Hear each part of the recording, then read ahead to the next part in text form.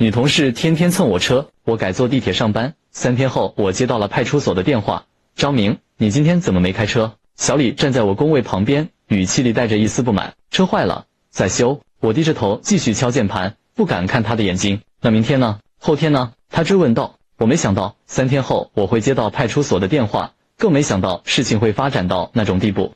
那是去年10月份的事情，我刚买了辆白色的本田思域，心情特别好。开车上班的第一天就遇到了小李。哇，张明你买车了？小李眼睛亮亮的，围着我的车转了一圈。是啊，刚提的。我有些得意，毕竟这是我工作3年攒钱买的第一辆车，真不错。我也想买车，但是还没考驾照。小李摸了摸车门。对了，你家是不是住在金贵小区附近？是啊。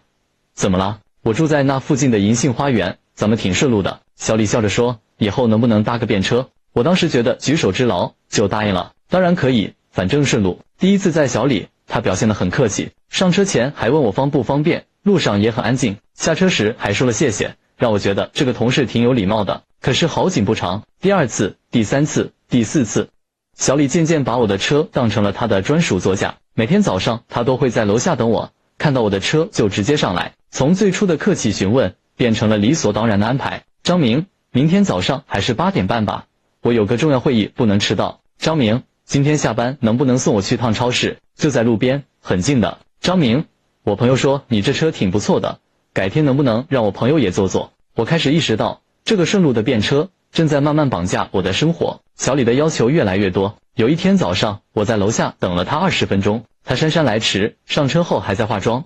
不好意思，昨天睡得有点晚。他一边涂口红一边说。我看了看表，已经8点40了，公司9点上班。小李，我们得快点了，不然要迟到了。没关系，就迟到几分钟而已。他毫不在意地说。那天我们迟到了15分钟，主管看了我一眼，我只能低头走向工位。更让我受不了的是，小李总是在车上吃早餐，豆浆、包子、煎饼果子，什么都在我车里吃。有一次，他的豆浆洒在了我的真皮座椅上。哎呀，不好意思。他用纸巾随便擦了擦。没关系的，回头洗洗就好了。我心疼的要命，那套座椅可是我花了2000多买的。还有一次，他要求我绕路送他去银行办事，就10分钟，很快的，他说。结果我在银行门口等了他半个小时。那天我又迟到了，主管当着全组人的面批评了我，同事们开始议论我们的关系。张明最近总是和小李一起来公司。是啊，他们是不是在交往？小李挺会来事的，找了个有车的男朋友。这些话传到我耳朵里，让我很尴尬。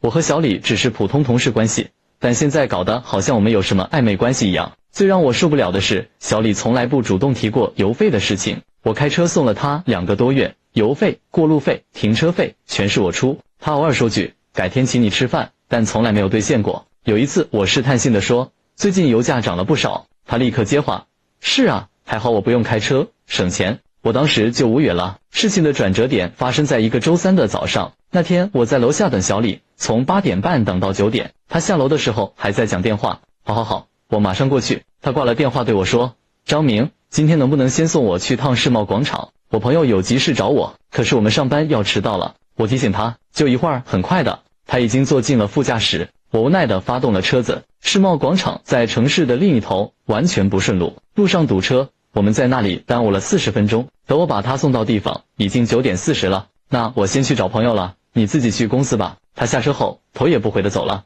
我一个人开车赶到公司，已经10点了。主管把我叫到办公室，张明，你最近的出勤情况很有问题，这个月已经迟到7次了。对不起，主管，我会注意的。公司有公司的规矩，再这样下去，我只能按制度处理了。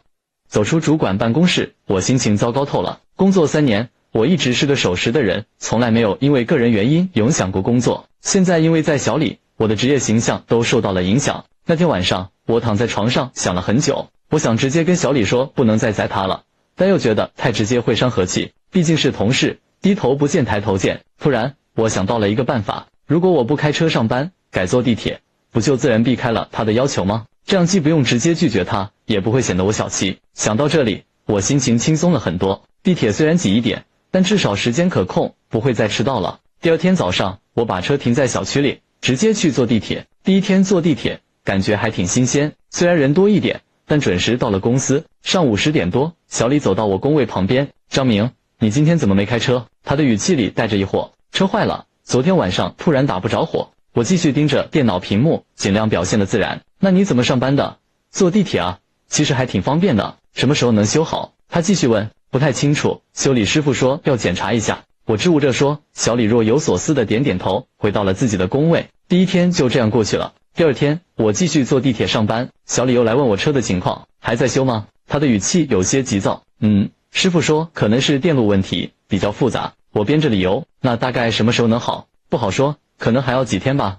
小李的脸色有些不好看，但他没再说什么。我发现他那天是打车来的公司，花了30多块钱。第三天，情况变得有些微妙。早上我坐地铁到公司，发现小李已经在工位上了。他看到我，只是淡淡的点了个头，没有像往常一样问车的情况。上午的时候，我听到他在和其他同事聊天。现在打车真贵，以前有人在还方便一些。是啊，自己有车就好了。有些人说在你就在，说不在就不在，也不提前说一声。我知道他是在说我，但装作没听见。说实话，这3天我感觉轻松了很多，不用等他，不用绕路，不用担心迟到。地铁虽然挤，但时间固定，我甚至可以在车上看看新闻。我觉得这样挺好的，以为事情就这样过去了。下午3点，我正在整理客户资料，手机突然响了起来，来电显示是个陌生号码。我犹豫了一下，还是接了起来。你好，请问是张明先生吗？电话那头是个陌生的男生。是的，我是这里派出所，我姓王。对方的语气很正式。有人举报您涉嫌一起事件，需要您配合调查。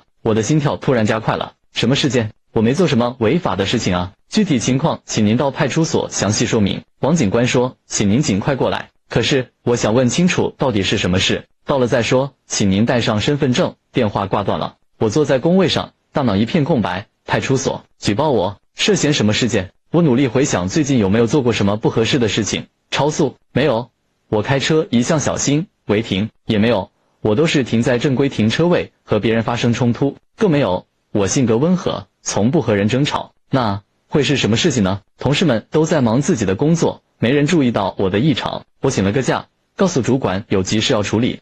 开车赶到派出所，心里忐忑不安。进门登记时，我的手都在发抖。张明是吧？这边请。王警官是个40多岁的中年人，看起来很严肃。跟着他走进询问室，我看到了一个意想不到的人。小李坐在另一张椅子上，脸上有明显的淤青，眼睛红红的，像是哭过。他看到我进来，情绪顿时激动起来。就是他，